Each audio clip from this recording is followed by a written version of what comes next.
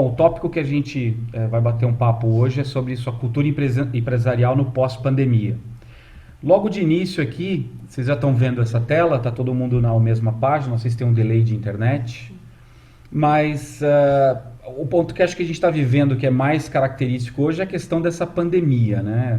A gente tem aí um problema que começou em novembro, dezembro do ano passado na China, que começou a gerar bloqueios naquele país lá para janeiro, fevereiro, foi se espalhando pela Europa e a gente só foi embarcar nesse processo ou a doença só foi desembarcar aqui no começo de março e acho que o nosso processo de restrição ou de vivência da pandemia começou efetivamente na segunda porção do mês de março. E a partir dali começou uma série de incertezas, né? O início de uma crise para o Brasil que já estava acontecendo no mundo há pelo menos 3 meses, mas não foi suficiente para alertar a maioria dos nossos empresários, da nossa política, do nosso governo sobre o tamanho que ela seria, né? Mesmo observando problemas graves em outros países, a maioria dos empresários não tomou nenhuma providência. Só quando foi forçado a tomar uma providência que começou. Vocês devem ter participado de processos de desenvolvimento de empresas, de pessoas, mentorias e consultorias, onde a pergunta é o que eu vou fazer, que lei que vai entrar, como é que eu vou lidar com as minhas pessoas e agora. Então foi uma incerteza geral na grande maioria das empresas. E vamos fazer um plano para 3 meses, vamos fazer um plano para 2 meses, será que em junho vem, será que acontece? E nós estamos agora em setembro, né? Final de setembro, começo de outubro, e eu vou aqui fazer uma provocação para vocês e vou fazer uma perguntinha, né? Quando é que vai acabar essa pandemia? Quando que nós vamos parar de sofrer o efeito da pandemia diretamente nos nossos negócios? Né? Se você parar para pensar, alguém se atreve a dizer, olha, eu acho que vai acabar tal mês. Eu acho que nós estamos vivendo ainda um momento de incerteza, onde a gente se acostumou com determinadas coisas, algumas coisas se acomodaram, mas outras ainda não. Setores do mercado ainda estão sofrendo muito, existem muitas coisas acontecendo. Na minha bola de cristal, a minha tendência de imaginar que a gente vai ter ali, não vou me atrever a falar que nós vamos voltar a um normal, mas que a gente vai ter mais contato entre pessoas e mais um aquecimento da economia, alguma coisa falando em junho do ano que vem. Se a gente pensar nas vacinas, na eficiência delas, se tudo correr bem, a gente vai começar a sentir isso ali para maio, junho. Então, isso a minha ideia, mas com certeza muitas pessoas pensam de outra forma, e é assim que funciona esses ambientes de crise, esses ambientes de mudanças radicais. E para facilitar um pouco, eu vou fazer outra pergunta, né? Quando e qual vai ser a próxima mudança depois que essa acabar? Então, eu acho que essa é uma pergunta mais simples de resolver ou não, né? É uma pergunta bem pior de resolver. A gente cai sempre na armadilha de trabalhar com consultoria, trabalhar com mentoria, das pessoas perguntarem para você adivinhar as coisas, né? Para você dizer o que vai acontecer mesmo, não a sua opinião sobre fatos e dados, mas o que eu faço, o que vai acontecer. Isso acontece com frequência, pelo menos com a gente. Imagino para todos que estão na área, isso deve acontecer também com uma certa frequência. Mas eu também gostaria de mostrar alguns dados, sem responder essa pergunta, né? Lógico. Desde 1985, que é um passado recente, mas foi quando a gente teve aí uma mudança da nossa Constituição, da nossa economia, uma série de coisas significativas aconteceram. Saímos ali daquele regime meio que militar, uma coisa assim. Eu escolhi 85 como um ano para trazer para frente, né? Se a gente olhar de 85 para frente, em 85 o Tancredo Neves morreu. Então tinha um projeto que ia ser fantástico, a volta do civil no governo, mas aí ele morreu. Entramos num ambiente de extrema incerteza. Em 90 a gente elegeu o Collor, e aí ele veio com o plano Collor. Aí gerou uma série de incertezas. Em 92 tiramos ele, né? Por uma série de problemas que ele causou. Mais incerteza, mais problema. Em 94 teve a crise do México, que desvalorizou a moeda daquele país lá. Em 97 teve a crise asiática, desencadeada pela Tailândia, né? A queda da moeda deles e depois um efeito dominó. Em 98 foi a vez da Rússia. que já vinha ensaiando uma crise desde a queda do muro lá em 89. Finalmente, em 98, ela desvalorizou a moeda dela e apresentou mesmo um cenário crítico interno. O Brasil, em 99, teve a sua desvalorização do real, né, causadas por uma série de situações econômicas da época. Em 2000, a gente teve a bolha da internet, quando esse mercado virtual chegou num pico e as incertezas eram grandes porque ninguém estava acostumado com ele, então gerou uma queda de determinadas ações de empresas virtuais e depois elas retomaram, mas em 2000 foi um problema. Em 2001 tivemos também o atentado às duas torres, que causou também um efeito econômico enorme nos Estados Unidos e por consequência no mundo todo. Em 2008 a gente teve o mercado imobiliário, né, o Lehman Brothers lá encabeçando o problema, financiando pessoas com garantia de imóveis que não valiam aquilo que eles estavam dando como garantia. Quando precisaram retomar, viram que estavam num buraco enorme. Isso praticamente quebrou vários bancos, jogou a economia americana numa das maiores crises que ela tinha tido lá desde 1930 e pouco, lá na queda da Bolsa. Então foi mesmo uma pancada forte e a Europa sofreu o efeito disso em 2009. Né? Parecia que ela ia ficar um pouco imune, mas ela sofreu o reflexo dessa queda em 2009. Em 2014, a gente teve o início da nossa crise, quando a gente finalmente viu o efeito das benéfices que alguns governos fizeram. Governos mais populistas que jogaram muito aí com o nosso dinheiro, emprestou, gastou e não fez o planejamento como devia. Em 2014 teve o pico o início dessa, diria, da exposição desse problema, que teve o pico em 2017, com o impeachment da Dilma. Então a gente viveu aí de 14 até 17 uma crise e continuou vivendo ela, né? Trocou presidentes, dois, né? Entrou um substituto, depois elegemos outro, fez a reforma tributária, que foi terrível, complicadíssima, vocês lembram? O Brasil dentro de uma crise, então você imaginar, desde 14 até 19 a gente não deslanchava, e a perspectiva era que 2020 seria um ano totalmente diferente, onde o mercado seria aquecido, todos venderiam muito, a economia seria sensacional, e aí a gente veio o coronavírus. Então aqui foi acho que ninguém é tão novinho aqui, fora o Thiago, né? Acho que todo mundo, a maioria das pessoas viveu a maioria desses fatos aqui.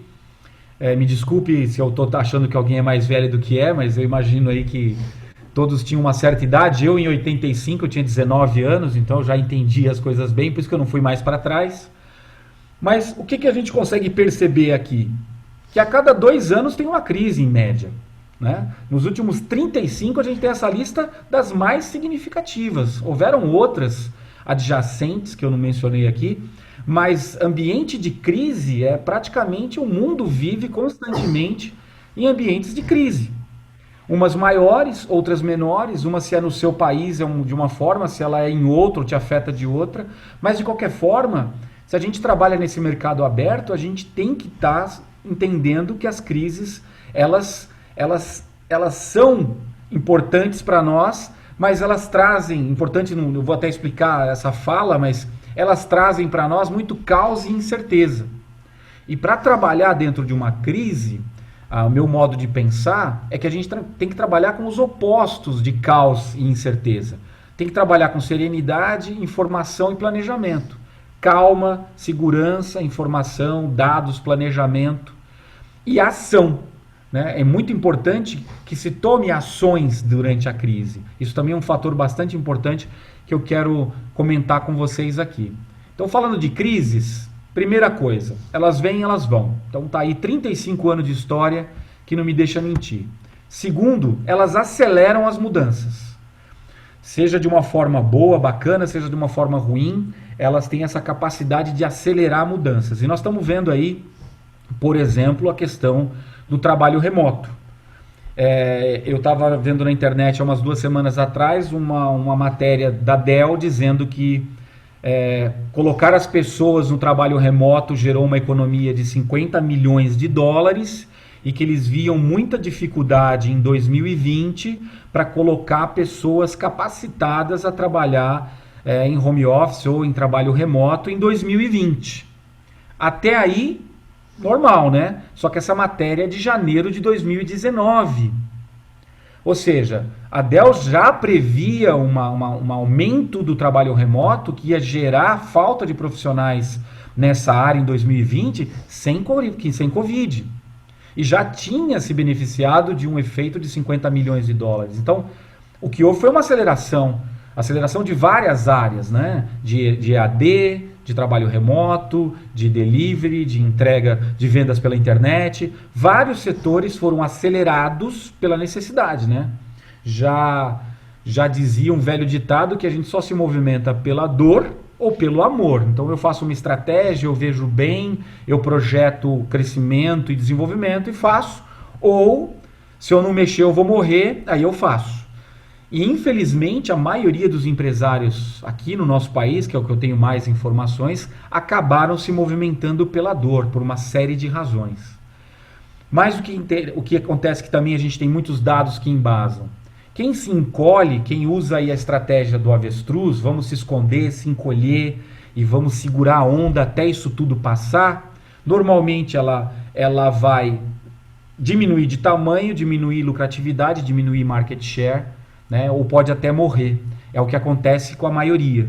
Em contrapartida, aquele que não se esconde, que investe, que aí tem a estratégia da águia e não do avestruz, ele vai melhorar. Ele vai gerar mais dinheiro, ele vai gerar mais crescimento, ele vai ganhar mais market share, principalmente se ele já tem essa cultura implementada dentro da empresa. Se não é simplesmente uma coisa que ele resolveu fazer por causa desta crise. Mas mesmo que seja, ele vai conseguir bons resultados. Mas se for uma cultura daquela empresa, ela sempre vai estar trabalhando dessa forma e sempre vai estar desenvolvendo. Ela vai perceber que nos momentos de crise ou de baixa, onde a economia cai, se ela tem reservas, ela tem planejamento, ela vai usar aquele tempo livre para capacitar pessoas, melhorar processos, desenvolver atividades que quando está no pico são impossíveis de se fazer ou são maquiadas por um excesso de vendas, um excesso de pedidos. As ineficiências não aparecem quando você tem uma economia muito aquecida, uma empresa com muitas vendas. Isso vai acabar acontecendo quando você percebe o inverso. Então, é um momento interessante, é um momento ideal para se investir, para se desenvolver, é quando você está numa baixa, não quando você está numa alta. Para quando vier a alta, você está mais preparado, mais capacitado, mais competitivo para fazer as coisas. Isso é um ponto importante para a gente entender. Agora, uma outra provocação, né? Quanto tempo levou para as empresas ficarem prontas para trabalhar em trabalho remoto aqui no Brasil? 3 meses? 2, 3, 4? Para ficar com o negócio funcionando mais ou menos bem? Por aí, né? Eu não sei se alguém quer comentar, brigar, pode, como eu falei, se quiser interromper, falar um A no meio, fica à vontade. Mas o que eu quero colocar aqui é que foi bastante tempo, não foi logo de cara. Não foi vira a chave e estamos funcionando. Mas se a gente lembrar, a gente tinha 28% das nossas empresas trabalhando com a modalidade do trabalho remoto. E passou em 30 dias para 94%. Quase todo mundo. Porque foram obrigadas a fazer. E isso, com certeza, deve ter gerado uma série de turbulências. A gente tem uma série de matérias e pesquisas mostrando isso, então estou afirmando. Gerou muita turbulência, mas em contrapartida, 70% das pessoas que experimentaram essa modalidade de trabalho gostaram. Pô, que legal, eu não gasto tanto tempo no trânsito, eu não gasto tanto tempo me deslocando, eu tenho mais tempo com a minha família, eu consigo trabalhar de repente num horário diferente, eu consigo ser um pouco mais flexível com a minha vida, eu ganhei em qualidade de vida. A maioria sentiu isso. E isso é verdade, isso é interessante, tem muitos ganhos para as pessoas. Mas também, em contrapartida, a gente tem números mostrando aí, numa consulta da UOL com a FIA, mostrando que 67% das empresas tiveram muitas dificuldades, que é mais ou menos aí a diferença entre 28 e 94, né? Ou seja, todo mundo que foi pego de surpresa teve dificuldades e querem voltar à condição anterior, pior ainda. Então não perceberam a oportunidade que tiveram, né? Não perceberam o que estão tendo. Simplesmente viram a dificuldade, viram que não estavam prontos. Por exemplo, muitas das empresas não tinham nada em nuvem, não tinham servidor em nuvem, não tinham os funcionários equipados para acessar a internet, não tinham uma rede, não tinham salas compradas virtuais para utilizar, não tinham nada. As pessoas foram para casa e falavam pelo telefone, pelo WhatsApp, e foi um caos para alinhar a informação, e está sendo ainda. Muitas das empresas estão sofrendo demais com isso. Então, o problema dessa pesquisa aqui é que mostra que a maioria dos gestores de empresa querem voltar para a condição anterior. Eles não querem aproveitar isso como um processo de crescimento que já vinha sendo mostrado como uma tendência e com uma série de oportunidades para eles. Isso é interessante, né? De redução de custo, né? Que a gente conhece muito bem. Você não vai ter custo com deslocamento, com alimentação, você vai ter menos despesas com viagens para pagar avião, carro, combustível, novamente a alimentação da pessoa em trânsito, você vai poder integrar serviços mais competitivos, você tem mais velocidade, você pode fazer uma coisa que antigamente você tinha que ir lá atender, ver, conversar, reunir. Você, por exemplo, no meu caso, serviços, conseguir atender mais pessoas, me deslocando muito menos. O cliente, antigamente, ele queria você lá na frente dele, você viajava, você ia para São Paulo, para Taubaté, para Campinas, ficava na sala de espera, tomava um café, perdia um dia inteiro, ou metade de um dia para atender um único cliente, porque ele fazia questão desse contato lá. Hoje em dia ele já não faz tanta questão, a gente sabe que a relação pessoal é importante, mas todos entenderam que é possível fazer com uma boa qualidade, em muitos casos até com mais qualidade, tudo virtualmente, né? Você vai ter, com isso, você vai gerar mais satisfação dos colaboradores que já apontaram como 70% querem permanecer, né? Entender essa vontade. Maior oferta de mão de obra, menos uso de área, né? Menos escritórios menores. Então tem uma série de ganhos. A mão de obra é até uma via aí de duas mãos, porque tanto a empresa consegue captar a mão de obra de qualquer parte do país, do mundo, não está mais presa na maioria das funções, eu diria, ou em grande parte das funções, que ela, logicamente, se nós estamos falando de produção direta, de manuseio direto de produtos a serem manufaturados, não, a pessoa vai ter que estar lá. Mas todos os serviços adjacentes, os fornecedores, muitas das prestações de serviço, o trabalho administrativo de escritório, ele pode sim ser flexibilizado. E eu não preciso mais ter uma pessoa que mora no bairro onde a empresa está instalada para economizar dinheiro de transporte. Eu posso escolher em outros lugares. E isso também acontece para a pessoa.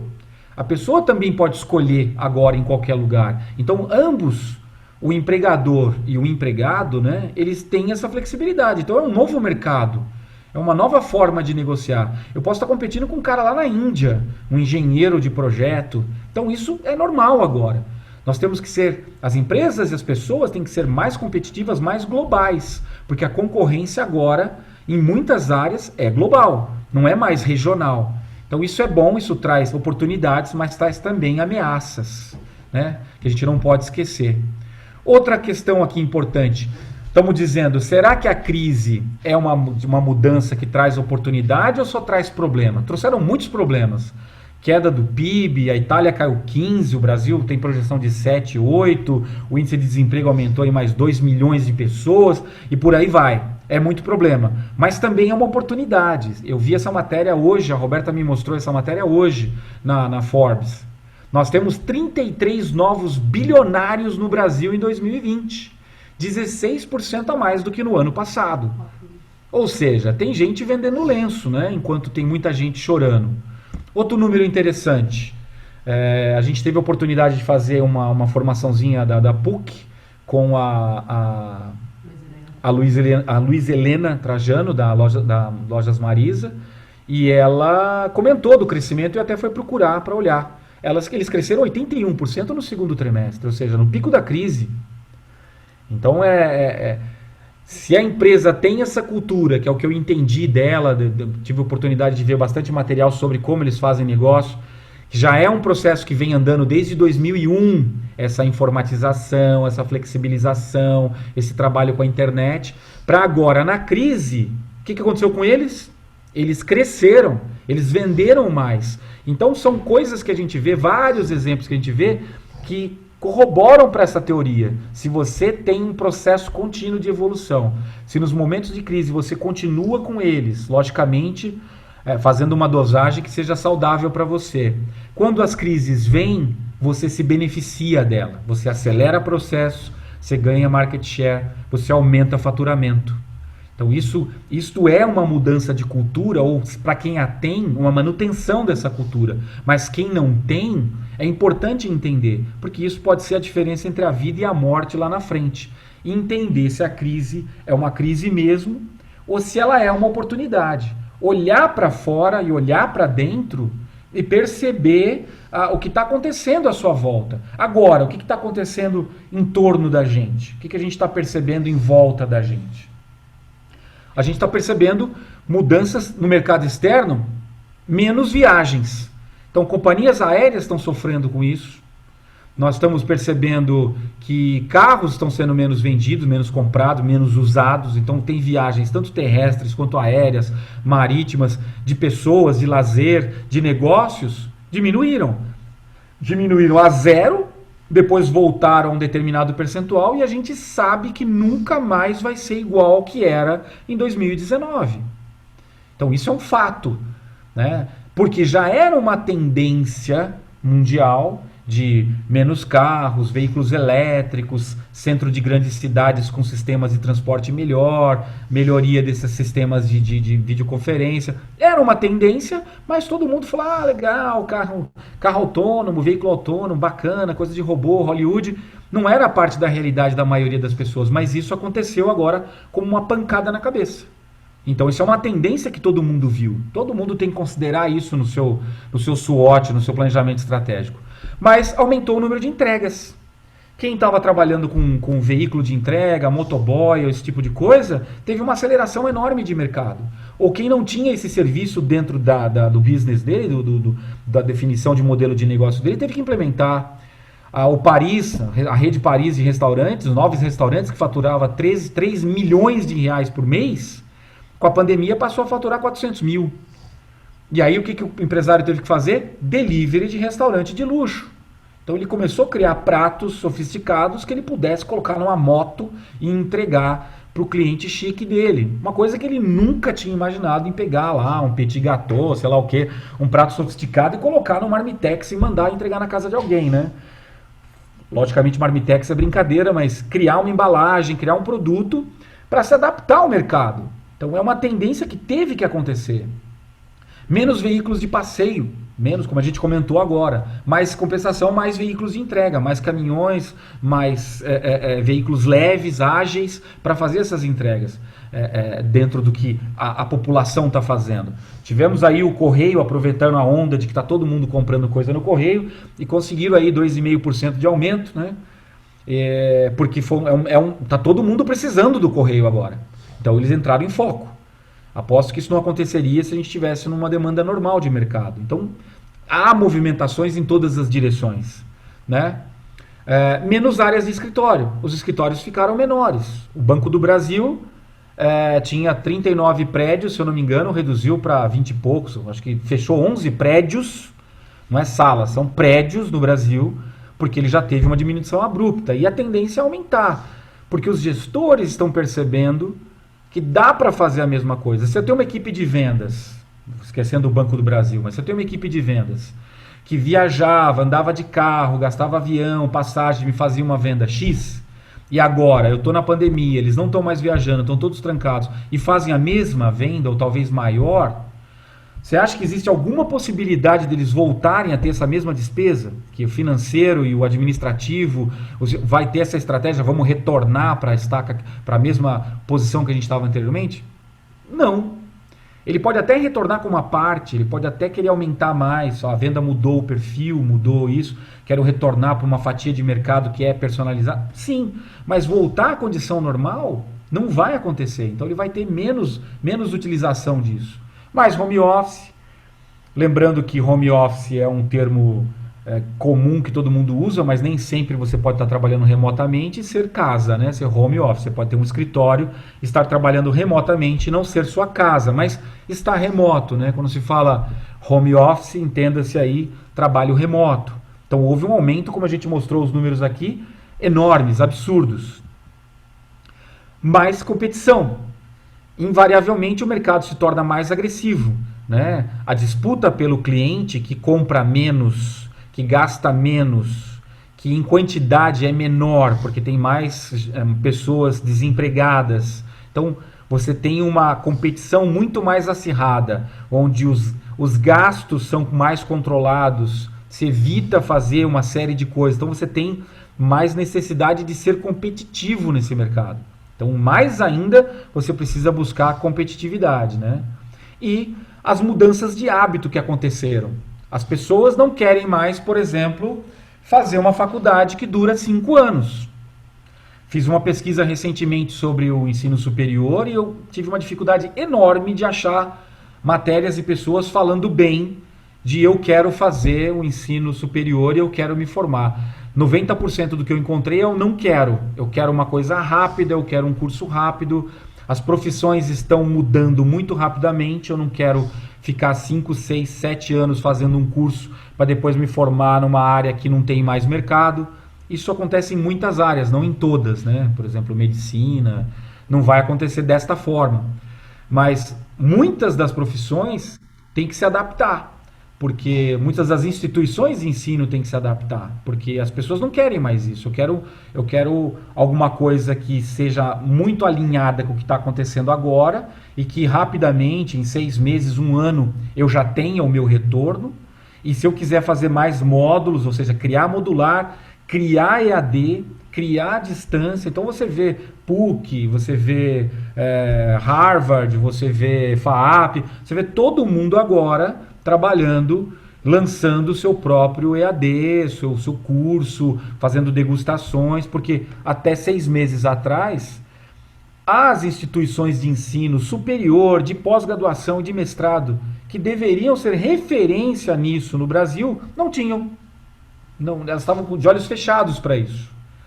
Você já estava vendo instituições fora do Brasil oferecendo cursos aqui à distância. Eu vi isso em 2019, 18, 19 com uma certa frequência, mas as daqui mesmo não via com tanta frequência. Então precisou vir uma pandemia para mudar esse hábito, porque o cliente quer dessa forma agora, as pessoas querem dessa forma. E outra coisa, qualidade de vida. A gente já vivia uma tendência mundial de ser ecológico, de respeitar a natureza, de procurar mais equilíbrio, de prestar atenção nas emoções, nas pessoas, nas relações. Isso ficou mais acelerado ainda quando eu pude ficar um período grande com a minha família. Muitas das pessoas não estavam acostumadas a passar tanto tempo com a família. Pô, viu criança, o filho novo que parecia que não ia ver tão perto. Via só quando estava dormindo ou quando chegava em casa. Agora não, toma conta. Lógico que vive aquele caos de criança nova dentro de casa, né? Fazer o quê? Mas é positivo, o balanço final é muito positivo dessa relação de família que mudou, e isso tem que ser entendido, tem que ser percebido e fazer parte do modelo de negócio, da cultura da empresa. Se ela não prestar atenção nessas características, ela corre o risco de errar feio, de estar oferecendo tanto um produto quanto uma vaga que não esteja encaixada com o que o mercado quer, com o que as pessoas querem, né? Uma mudança radical aí de demanda que a gente percebeu. Na próxima década, qual a tendência do que vai acontecer? Alguém fez alguma pergunta ou só foi o ruído? Só foi o ruído, né? Então, se quiserem interromper, por favor, fiquem à vontade. Mas outro dado interessante. Vai haver uma redução de 2% na mão de obra, na procura de mão de obra, na demanda de mão de obra, para áreas de operação, inspeção e monitoramento. Então praticamente vai ficar estável, né? Menos 2%. Agora, pode haver uma redução entre 25% e 100% na próxima década de inserção de dados e funções básicas que as pessoas fazem que podem ser automatizadas, né? Então isso é uma tendência muito real, muito importante. Tanto as empresas estão indo nessa direção de tecnologia, quanto as pessoas que trabalham com isso precisam se preocupar em atualizar, porque a tendência do mercado é essa. Até as empresas que empregam grande quantidade dessa mão de obra, se forem se preocupar com essas pessoas, ela precisa movimentá-las para outras áreas. Porque não vai ser economicamente viável mantê-las, porque não tem a mesma qualidade, não tem a mesma a eficiência, não tem o mesmo custo. Eu lembro que você fazia, antigamente você via jornais imprimindo o jornal, o cara tinha que parar a prensa ou parar, pegar um pedaço de jornal e olhar e ver se estava imprimindo tudo certo. Hoje em dia você tem robôs, sistemas óticos fazendo isso enquanto imprime. Se houver um problema, ele para automaticamente. Então ele é milhares, centenas de milhares de vezes mais rápido e mais eficiente do que uma pessoa. Ninguém mais faz esse tipo de impressão, de fiscalização numa impressão direta, numa impressão contínua. Um exemplo, por exemplo, né? Então é necessário se repensar nessas coisas. Vai haver um aumento de 11%, interessante, mas não muito significativo, para a busca de pessoas com habilidades de alta cognição, criatividade e interpretação, que é um trabalho mais qualificado, né? Então, as pessoas que fazem isso vai ter um aumento de demanda, talvez parecido com o crescimento populacional do país, talvez um pouco menor, mas não é um grande problema. Agora, vai haver uma demanda, é prevista isso, de 47%, ou seja, quase metade, para pessoas nas áreas de competências emocionais e sociais, liderança, autonomia e empreendedorismo. Ou seja, as pessoas que são os veículos de mudança. Estamos falando de um ambiente de cultura de mudança. Quem eu preciso para fazer isso? Esse grupo de pessoas que está aí, né? Inclusive nós, consultores, né? Nós, mentores, nós, coaches, somos parte desse percentual. E 141% para as competências digitais e tecnológicas, tanto para o uso delas, quanto os especialistas para desenvolvimento e para trabalhar a fundo nessa questão, que era a demanda que, por exemplo, a Dell já acenava em janeiro do ano passado. Um aumento grande para este ano, não para a próxima década. Isso é um estudo da Marks Company, né, uma empresa, uma consultoria que divulgou esse estudo. Então estas são as tendências e tem tudo a ver com o que a gente vem falando até agora, né? Com o que a gente vem mostrando em números e tendências. Então se eu olho para esses números de uma forma estratégica, eu entendo para onde o mercado está indo, para onde tem que ir as minhas ações macro, né? Cada empresa tem o seu produto, a sua praça, o seu cliente, mas de maneira geral está inserida nesse contexto. Se ela se desconectar dele, ela corre altos riscos. E internamente, quando ela vai entrar para dar uma olhada dentro dela como empresa, ela sabe que ela tem que ser estratégica, né? É uma coisa óbvia hoje em dia. E quando a gente fala de estratégia é visão e inovação. Então eu tenho que entender o que está acontecendo lá fora, eu tenho que fazer um bom SWOT, eu tenho que ter um bom business case da minha empresa, eu tenho que saber onde é que está o mercado, como é que está o meu produto e projetar o que vai acontecer. Então eu tenho que ser estratégico, eu tenho que ter essa visão, tenho que ter a capacidade de inovação, porque o mercado está mudando, os hábitos estão mudando, as preferências estão mudando constantemente. Então isso é um ponto que internamente eu tenho que ter capacidade de fazer. Outro ponto que eu tenho que ter capacidade interna, dentro da minha cultura empresarial, é adaptabilidade. Pô, se você não for adaptável na questão de tecnologia e as pessoas que estão dentro da sua empresa, flexibilidade de trocar um produto, ter aí uma mentalidade de mudança, de crescimento, ter sempre o produto chefe, o carro-chefe, mas ter os outros projetos de 3 meses, 6 meses, 1 ano, 2 anos em andamento, ser vanguarda. Então isso vai permitir que você tenha um faturamento, tenha uma empresa mais perene, mais estável. Então isso é um fator de sucesso muito importante para você pensar quando você fala da cultura da sua empresa. É uma cultura de ser estratégica, é uma cultura de ser flexível, ser adaptável. E uma cultura de aprendizado contínuo. Tudo, eu vi um comentário do Leandro Carnal falando que a cada 2 anos, e também a gente teve isso mesmo comentado aqui num dos cafés anteriores, me lembra, Marcelo, me corrija se eu estiver errado, a cada 2 anos o conhecimento já está desatualizado. Se alguém fala que... É isso?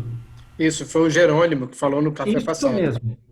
A cada 2 anos, o conhecimento está superado. Se você fala, eu domino esse conhecimento, tem validade isso aí. Então, se você não tem uma cultura pessoal e a empresa não tem essa cultura de aprendizado contínuo, investir em capacitação, formação e ter pessoas com essa mentalidade, você está fadado a estar velho daqui a pouco, a estar ultrapassado. Isso, pensando em instituições de ensino, é um crime. Mas na indústria, no comércio, no mercado, é perigoso. É perigoso demais. Então, esses são os pilares para você olhar a tua empresa internamente, ou para olhar a empresa do teu cliente internamente, como minha ideia de transformação cultural, de desenvolvimento contínuo da cultura, está olhando para esses aspectos externos e internos. Lembrando que nós não mudamos por debaixo da pandemia. O Brasil está sofrendo a pandemia como todo o mundo, mas a gente tem os nossos problemas todos aqui iguais. Hospital, infraestrutura, desenvolvimento, tudo. E as nossas estatísticas, que pioraram. Se a gente olhar para o turnover brasileiro, o Brasil era, no ano passado, campeão mundial de turnover, com 35%. A crise deu uma bagunçada nisso, mas esses 35% estão lá. A causa dos 35% está lá. E a média mundial é algo perto de 11, 10,9. E o que é pior? Nos últimos 10 anos, a gente aumentou 82%. Então a gente era 19% e passou para 35%. E o mundo, 38%. Então, sei lá, era 7, 8, passou para 11%. Então perceba que o salto mundial foi de 3, 4% e o nosso foi de 16%. Então nós estamos crescendo a passos largos nos problemas com turnover. Então o Brasil precisa pensar nisso. E agora, com tudo isso que a gente falou de mentalidade, satisfação, não vou repetir o que eu falei até agora, mas com todo o cenário de pessoas que nós estamos falando aqui, isso tende a se agravar. Empresas que querem captar e reter talentos vão ter que fazer muito melhor do que estavam fazendo anteriormente. Na média, eu quero dizer, existem excelentes empresas para se trabalhar, como a gente vê aí no ranking das melhores empresas para trabalhar no Brasil, 100, 500, que são realmente diferentes, mas a grande maioria joga essa média para cima. Então, vai ter que pensar nisso, invariavelmente. Outra coisa que tem que pensar é engajamento. Outro número do Brasil, antes da pandemia. 85% das pessoas estão desengajadas. Então, 9 em cada 10, se eu não quiser cortar alguém no meio. Ou 8 em 10, né, se for ser otimista. O que quer dizer? Que a gente tem um grupo lá, se eu separar um grupo de pessoas ali, fizer uma curva de Gauss ali, eu tenho, sei lá, se eu separar 25, 25, 25, 25, 4 quartos, né? 4 quartis aí, como o Marcelo nos ensina muito bem com o Mitch, eu vou perceber que eu tenho uma pequeno percentual de pessoas ali na ponta que está engajada. Eu tenho uma outra porção próxima dela que está pensando em se engajar. E a outra pessoa para baixo da média está pensando em se desengajar totalmente. E na outra extremidade, quem está totalmente desengajado. Então eu tenho só praticamente um pequeno pedaço ali que representa 15% na ponta, que pode fazer com que o restante do grupo que está próximo dele vá para essa onda, investir nesse pessoal. Então eu preciso identificar quem está engajado e quem tem a tendência de se engajar para pegar esse grupo e investir. Porque se eu for investir do outro lado da curva, a energia é muito maior, o gasto é muito maior e a eficiência é muito menor. Então isso é um problema muito grave dentro das empresas e que tem que ser direcionados por nós, consultores, e pelos gestores terem essa visão de engajamento. Senão ele vai ter eternamente um problema. Uma empresa de alta rotatividade nunca vai ter o que precisa para ser competitiva. E duas causas interessantes que a gente coloca aqui também no nosso bate-papo. 80% do turnover mundial é causado por erro de contratação, segundo Harvard, naquele país, nos Estados Unidos, em 2012. Mas não deve ser muito diferente no Brasil de 2020, olhando para aquela nossa curva de turnover e aumento do problema. Então a gente vê que uma boa parcela está ligada a contratação da pessoa que não tem as competências, as habilidades, o interesse, a motivação, a competência técnica, a idade, o tamanho, sei lá o que, características que no geral, que colocam ela em desconformidade com o perfil da vaga. Então 80%, segundo esse estudo, é um número enorme. E, de novo, 80%, né? 8 em cada 10 profissionais que pedem demissão fazem isso por causa do chefe também. Então, talvez, a gente imaginando esses dois 80%, a gente pode chegar a uma conclusão de que o fator perfil influencia, mas a liderança também. E os dois juntos é um desastre. Então, quando eu tenho a liderança sem as competências necessárias para trabalhar com a equipe, que acaba caindo nos 80% de cima, a equipe é atacada pelos dois lados, desencaixada na vaga e sem alguém para fazer ela encaixar na vaga, ajudá-la nesse processo. Então, isso causa um número gigante de problemas. Então, aqui explica uma boa parte do que está acontecendo aí com números. Porque as empresas é um chavão que todos nós conhecemos, mas é uma verdade absoluta, né? O resultado das empresas somente será alcançado através dos resultados das pessoas. Não tem outra alternativa. A empresa ela é formada de pessoas. E se ela quer ter tudo aquilo que a gente vem falando até agora, ela precisa investir nas pessoas. Ela precisa voltar para o básico. E o básico, ele é simples. Não é fácil, mas ele é muito simples. As empresas têm que ouvir, as empresas precisam cuidar das pessoas, as empresas precisam respeitar as individualidades, as características de cada pessoa, e as empresas precisam engajar essas pessoas dentro dela.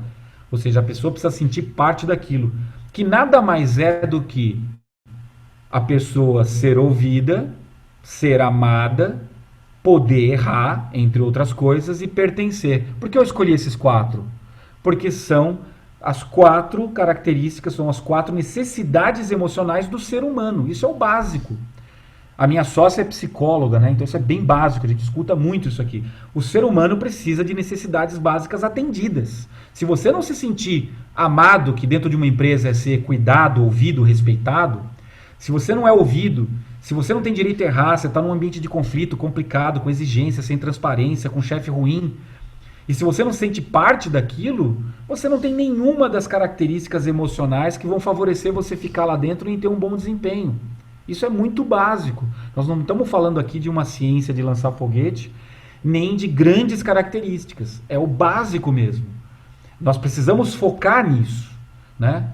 Então, por exemplo, que a gente veio falando até agora, eu preciso deixar a minha equipe satisfeita. Falando de pandemia, o que eles queriam? Flexibilização. 70% das pessoas querem flexibilização. Flexibilização em que sentido? Bom, eu quero flexibilizar meu tempo. Eu quero trabalhar num horário móvel, né? Um exemplo que foi até colocado aí até pela própria...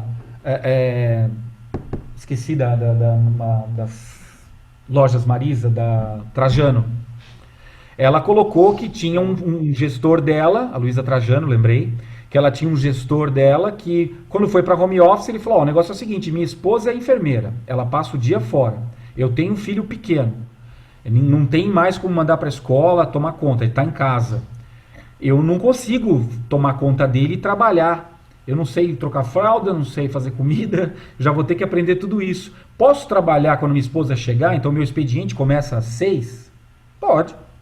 O que eu quero é ter um resultado, não o teu horário. Então, um exemplo típico que ela colocou de alguns casos, e isso aconteceu com muita gente, mas a gente também viu chefes, né, não líderes, dizendo, mantenha a câmera do seu computador ligada, porque eu quero ver se você está trabalhando.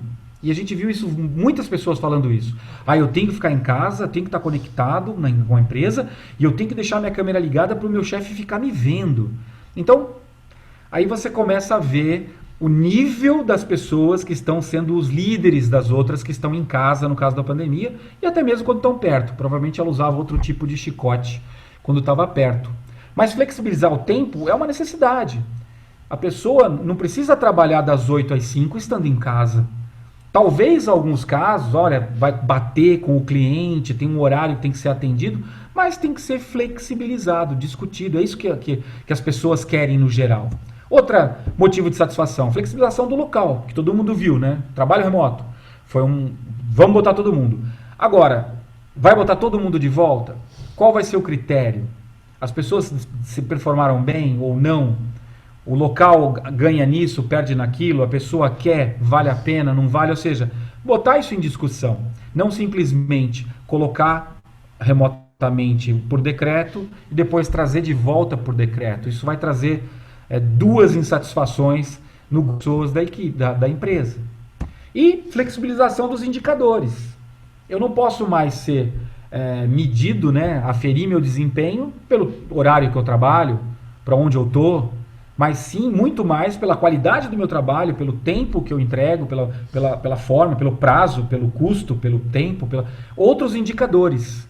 Então eu tenho que flexibilizar de uma forma geral tempo, local e indicadores, para que eu tenha um profissional que saiba, que seja cada vez mais maduro, que esteja focado no resultado, não no horário. Nossa, ninguém está me vendo, tem que fazer, eu vou dormir. Então, esse tipo de profissional você não controla, mas também não entrega aquilo que você quer. Você tem que ter capacidade de detectar quem são as pessoas que você está trabalhando, ler essas pessoas, conhecer essas pessoas, para que você possa trabalhar num ambiente propício, né? Você tem satisfazê-la, mas também ter um resultado em contrapartida, né? Isso é importante. Carlos, Como a gente oi, viu? Carlos, deixa eu fazer Diga, eu só retorno interromper um aqui. pouquinho aí, do que você falou que foi bem interessante. Semana passada eu estava assistindo, participando de uma live da organização Capitalismo Consciente. Não sei se vocês conhecem. E falando justamente sobre a cultura, tá? De que muitas vezes você quer voltar ao normal. Esse normal não existe mais. O normal que tinha o que? As empresas totalmente despreparadas. Tá? Mas, na verdade, essa cultura não vai mudar simplesmente porque você vai ver diferente. O que era proposto? Refundar a empresa. O que seria essa refundar? Mudar o seu foco. Sair da acionista, lucro e tentar focar os stakeholders, seus funcionários, clientes, seus fornecedores, no sentido de buscar essas parcerias que venham a fortalecer a empresa. Tá? Porque da situação que Exatamente. estava, ela não vai conseguir, ela não vai sair, vai voltar para o normal, que ele dizia, que eram empresas despreparadas, sem planejamento, visando o lucro que era momentâneo, entendeu? Então, o que eu vejo é que essa pandemia não pegou ninguém de surpresa, todo mundo sabia que iria acontecer um dia, apenas ninguém queria ver. A diferença é O essa. quão profundo você tem toda a razão, Alcimira. É essa a ideia, né? Exatamente o conceito que a gente está discutindo aqui. Essa cultura empresarial do pós-pandemia é uma cultura onde o cara vai ter que mudar as formas, né? A gente estamos aqui trabalhando dentro de um crescendo, né? Essa é a minha ideia, mas a gente vai chegar exatamente nisso que você está dizendo. Concordo plenamente. E se a gente colocar aqui a empresa, lembra que a gente comentou que a empresa precisa ser estratégica, ser adaptável, inovadora, tecnológica e eficiente para poder atender as demandas do mercado e tudo isso que a gente falou até agora? Então ela precisa de mão de obra qualificada. Ela precisa de pessoas. Então quando a gente está falando, de novo nós voltamos a falar de pessoas. Uma pessoa para ser estratégica, inovadora, eficiente, tecnológica, ela precisa ser, para ser criativa, ela precisa ser engajada. Então ela tem que sentir parte daquilo. Ela tem que ver que aquela empresa, que ela faz parte daquela empresa. Então ela tem que ter um propósito para estar lá. Senão, se a empresa não bate com ela, não tem um propósito que a agrada, ela não vai se engajar, ela não vai ser criativa, ela não vai desenvolver aquilo que a gente quer. Ela também tem que estar motivada. E isso tudo é uma coisa que está interligada. O fato da empresa ter propósito, o fato da empresa gerar engajamento, porque ela está motivada, aí ela se torna criativa. Então é tudo um ciclo. Aí ela é eficiente e competente naquilo que ela está fazendo. Logicamente, ela traz com ela características próprias de comportamentos, de competências, de inteligência, de motivação, de competências técnicas, de preferências. Ela tem todo aquele perfil dela próprio. Mas, como ambiente, se eu quero ter uma empresa que seja desse jeito que eu estou falando do lado de cá, né, desse lado de cá, do lado esquerdo, eu preciso de pessoas iguais a esse lado direito. E quando eu defino uma estratégia que eu quero implementar essa estratégia, eu preciso do líder. O líder é o cara que vai dar a direção para o grupo. Ele vai pegar uma estratégia e vai transformar um planejamento estratégico num planejamento tático e vai botar a equipe para fazer e transformar em realidade o que foi planejado. Este cara é o líder. Então, é muito mais importante do que a gente está discutindo pura e simplesmente pessoas. As pessoas vão ser guiadas pelos líderes. Então, a gente não pode falar de uma mudança de cultura sem ter uma liderança extremamente capacitada para fazer isso. Porque a liderança, ela é o fio condutor da mudança. Sem esse fio condutor, a mudança não acontece. Por mais que o dono da empresa lá, os acionistas queiram, se ele tem lá uma massa de pessoas sem liderança, não vai acontecer. Porque as ideias deles, que estão muito longe da equipe, não vão ser desdobradas em realidade. E o que é importante entender, outro ponto legal que a gente levantou aqui, 99% dos líderes acreditam que se os gaps de competências não forem resolvidos entre 3 a 5 anos, isso irá comprometer o futuro de qualquer organização. É mais um dado da consultoria da McKinsey Company, é outro dado de pesquisa deles. Então, praticamente uma unanimidade que se a gente não investir em capacitá-los para que eles consigam vencer esses gaps que a gente vem contando até agora, que o Brasil foi pego de calça curta, que os empresários não estavam preparados, que as pessoas não têm culturas de liderança, de desenvolvimento, disso, daquilo. Se a gente não fizer isso de 3 a 5 anos, nós vamos estar muito ultrapassados, nós vamos ter em risco a maioria das organizações que não vão fazer isso. Então isso é um fator muito importante. E falando de competência, indo nessa linha de raciocínio, se a gente olhar um estudo do ano anterior, logicamente esse ano não lembro se teve, porque normalmente acontece em março já estava tudo ruim, eu acho que não. Davos, né, essa reunião que acontece em Davos ou Davos, na Suíça, do Fórum Econômico Mundial, sempre fala das competências que todas as pessoas têm que ter em qualquer profissão para ter sucesso, ou seja, o profissional do futuro. Não existe profissão do futuro, existe um profissional que vai se encaixar à demanda. Como que ele é?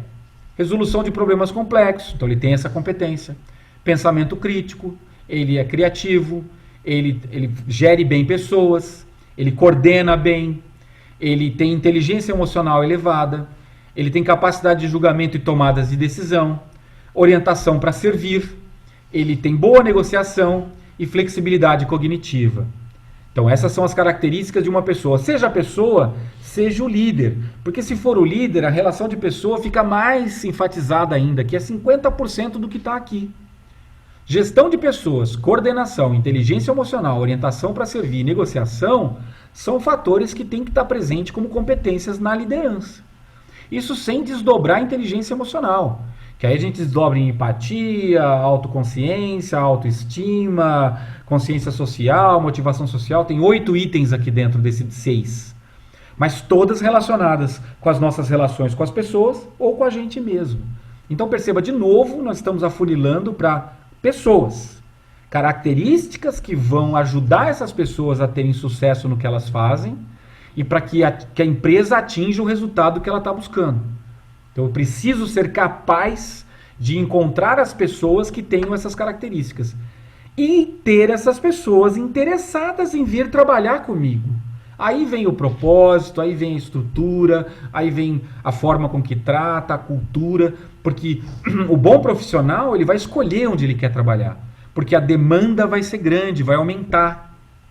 Então existe uma necessidade de capacitação para poder fazer a escolha e da empresa de ser atraente para poder atrair e reter. Então é de novo uma via de mão dupla. Esse desenvolvimento tem que ser pensado pelos profissionais e pelas empresas, nos dois lados, né? E quando a gente fala de liderança, a gente tem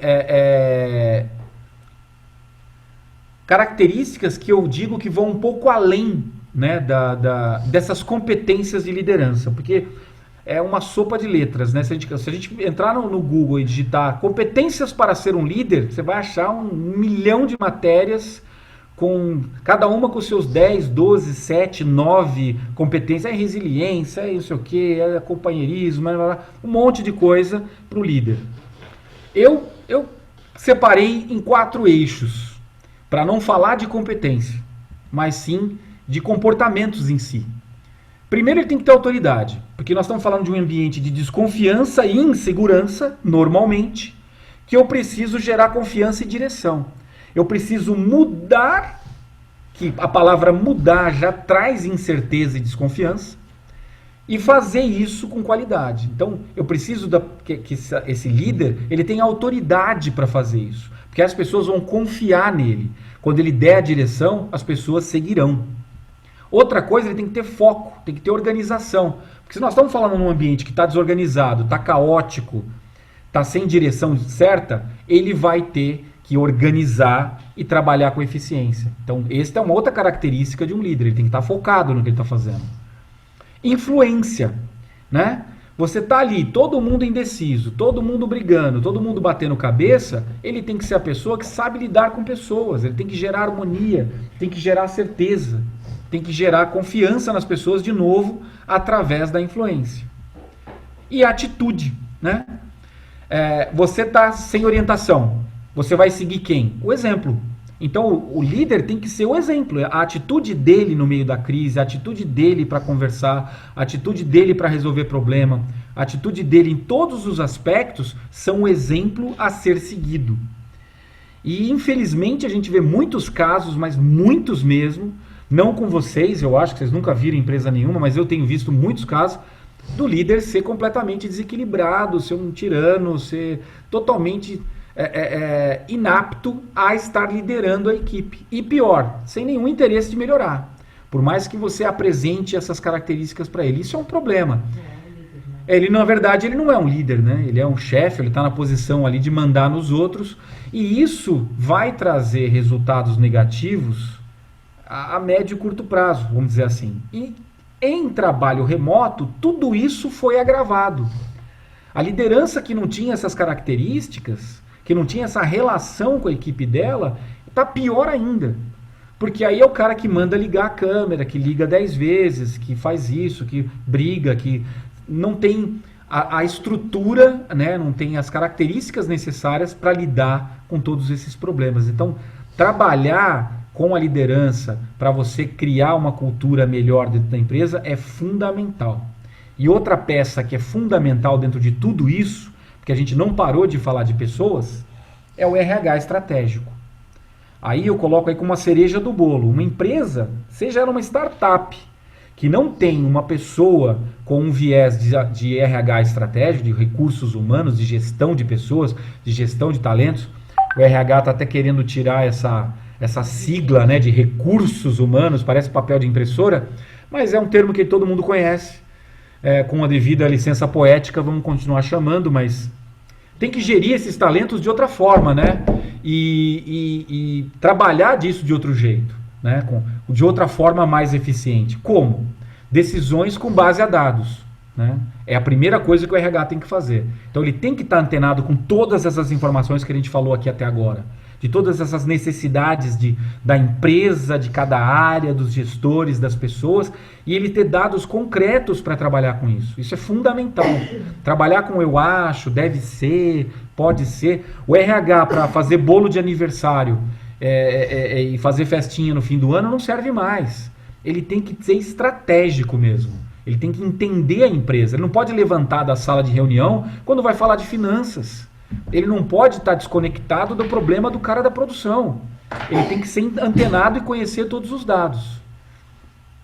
A contratação tem que ser eficiente. A gente já viu isso, né? 80% do problema lá está focado em contratação ineficiente, até mesmo para contratação da liderança.